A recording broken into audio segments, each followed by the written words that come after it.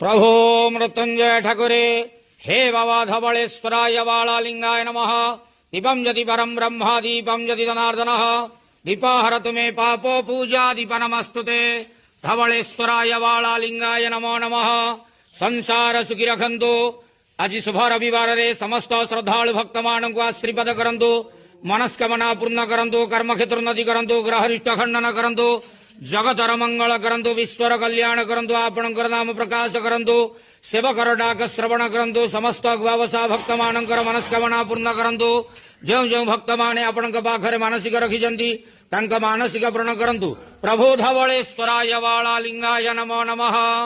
संसार सुखी रखंतु आनंदे के वार हरि बोलो।